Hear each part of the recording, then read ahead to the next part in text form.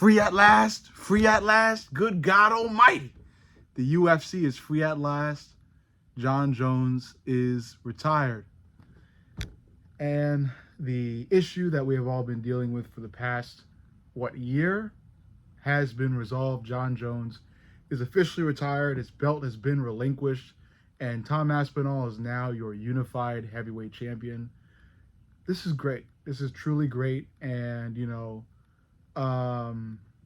there's a lot of things to consider.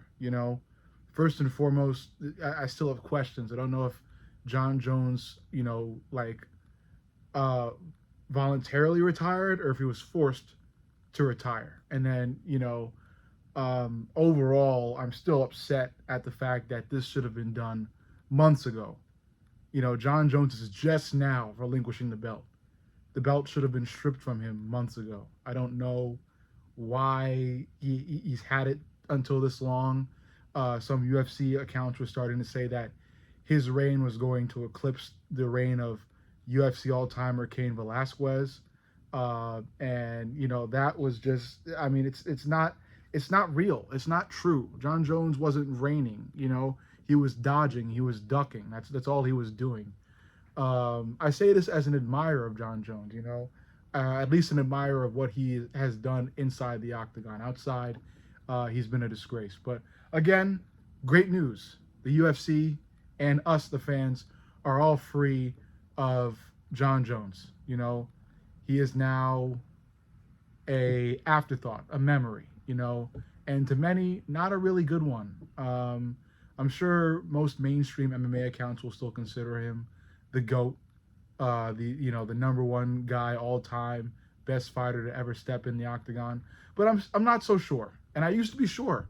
I used to stand by the fact that Jon Jones is the best UFC fighter of all time. But now I am not so sure. I really am not anymore. I think GSP just might have overcame what would have been the number one fighter all time in Jon Jones. I got to give it some thought, but I think I am leaning towards having GSP as number one all time and Jon Jones as number two. Many people have thrown Jon Jones out altogether and have not even placed him in the top 10 due to the steroids and the controversies. I would still include him because of what he has done. He beat a lot of top-level competition, even though some of those wins might have been controversial. He beat them. At the end of the day, he beat them. So I think I'm gonna have Jon Jones as number two. I won't throw him out of the top 10. I think he deserves to stay. I think he is number two all time. I think GSP just by being number one, and the list goes as follows. I'll probably drop a full top 10 sometime soon. But as for now, I just want to rejoice with you guys in the fact that the situation has been resolved. Tom Aspinall is the unified heavyweight champ. He's probably going to go on kicking the butts of everybody at heavyweight and stay the unified heavyweight champ for years to come. Because I don't see Volkov beating him. I don't see Gane beating him. I don't see Almeida beating him. I don't see Pavlovich beating him. I don't see that up-and-coming guy Teixeira beating him. I don't really see any heavyweight beating him right now. And that's just because of how well-rounded Tom Aspinall is. So truly, I want to send out a heartfelt congratulations to Tom Aspinall, man. He is a killer, and he did what he said he was going to do, which was force Jon Jones or make Jon Jones retire without even fighting him. And he did it.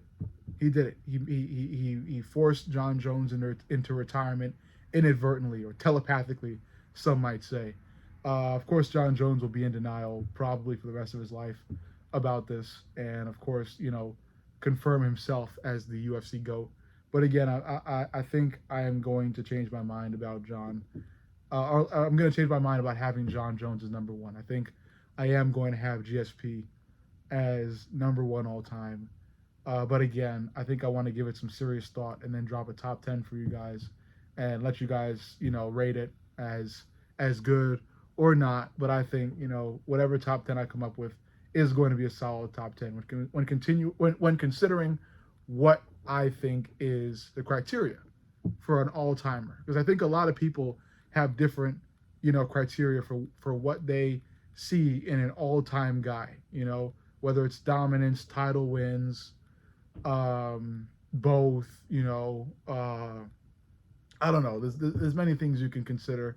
I think I think for me, I think the criteria, or at least the most important criteria for judging whether or not a fighter is an all-time fighter, is dominance. I think the most dominant fighters deserve to be the top few all-time fighters, and for me, that screams GSP, John Jones, Mighty Mouse, DC. Uh, maybe throw Khabib up in there somewhere. There's many other names too, just not those guys. Anderson Silva, names like that. But again, that's subject matter for a different video. For this video, I just want to round off on the breaking news about John Jones retiring. Uh, you know, uh, there's another adage I could have put in this, but I'm not going to. I'm going to keep it at that. Again, happy this is happening, and again from a guy who used to be a John Jones fan, I got to tell you, he's had one hell of a disgraceful career, and a lot of conversations, a lot of uncomfortable conversations are going to have to be had about John Jones and what he's done. More specifically, what he's done outside of the cage. But again, happy John Jones retirement day, and congratulations to the unified champ Tom Aspinall and his horrifying reign over the weaklings compared to him at heavyweight.